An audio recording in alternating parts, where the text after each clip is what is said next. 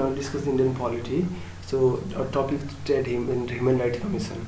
So the Protection of Human Rights Act 1993 provides for the creation of not only the National Human Rights Commission but also a State Human Rights Commission at the state level. Accordingly, 25 states have constituted the State Human Rights Commission through official gazettes notification. The State Human Rights Commission can inquire into violation of human rights only in respect of subjects mentioned in the state list and the concurrent list 3 of the 7th schedule of the Constitution. However, if any such case is already being inquired into by the National Human Rights Commission or any other statutory commission, then the State Human Rights Commission does not inquire into that case.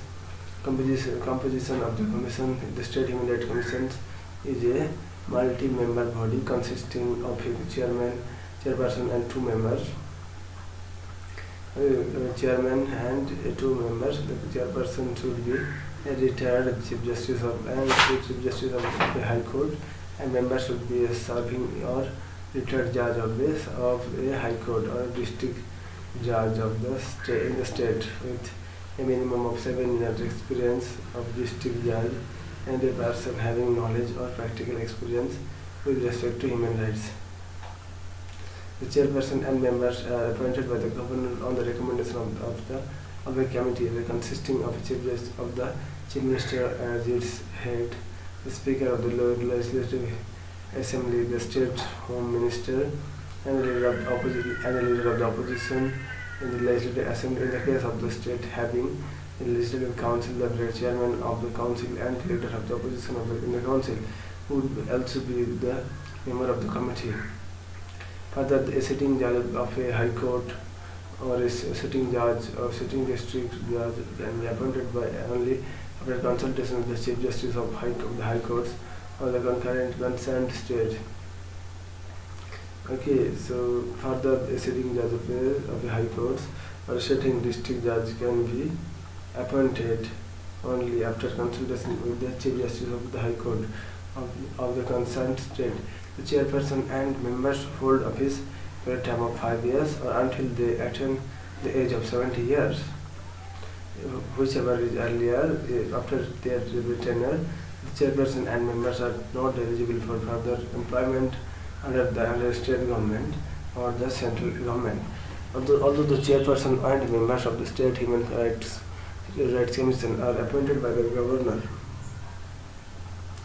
they can be removed only by the president. The president can remove them on the same grounds and in the same manner, and he can remove the chairperson or the members of the National Human Rights Commission.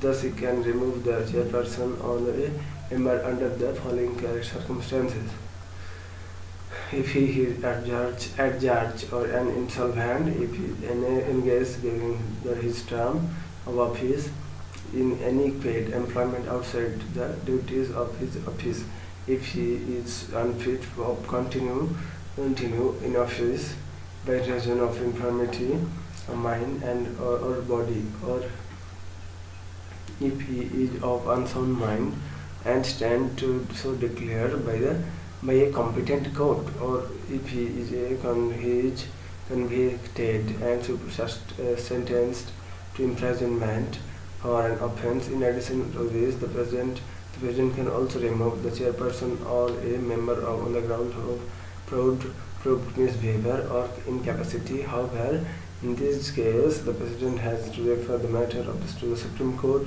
or for an inquiry. If the Supreme Court, after inquiry, upholds the cause of removal and advises, then the president can remove the chairperson or a member. The salary, allowance, and other conditions of services of the chairman or a member are determined by the state government, but they cannot be varied to his disadvantage after his appointment.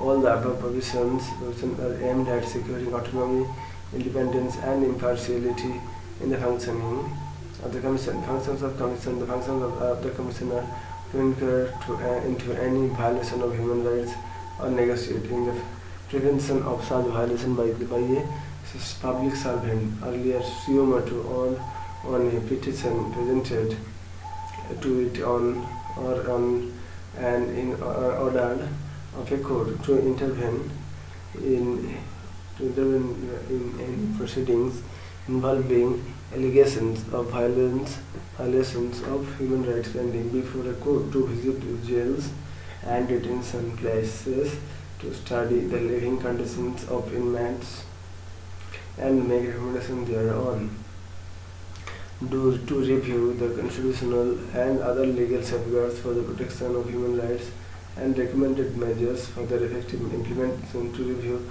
the factors including acts of terrorism and that inhibit the enjoyment of human rights, and recommended remedial measures to undertake and promote research in the field of human rights, to spread human rights literacy among the people and promote awareness of the safeguards available for the protection of these rights, to encourage the efforts of non-governmental organizations working in the field of human rights to undertake such other functions as it may consider necessary for the promotion of human rights. Okay, working of the Commission.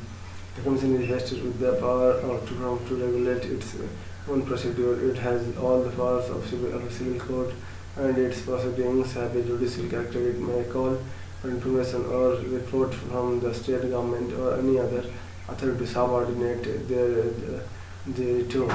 Okay, the Commission is not empowered to inquire into any matter after the expiry of 1 year from the date on which the act constituting violations of human rights is alleged to have been committed. In other words, it can look into a matter within 1 year of the occurrence. The Commission may take any of the following steps during or upon the completion of an inquiry. It may recommend of the state government or authority to make payment or compensation or damage to the victim. It may recommend to the state government or authority or the initiator of proceedings for prosecution or any other action against the guilty public servant.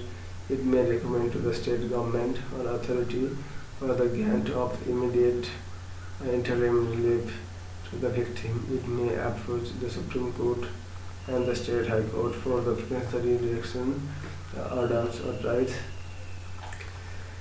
From the above, it is clear that the functions of the Commission mainly recommendatory in nature. It has no power to punish the violations of human rights, not to award any relief, including monetary relief, or to the victim. Notably, its recommendations are not binding on the state government or authority, but it should be informed about the action taken on its recommendation. Within 1 month, the Commission submits its annual or special reports to the state government. These reports are laid before the state legislature, along with the memorandum of action taken on the recommendation of the Commission and the reasons for non-acceptance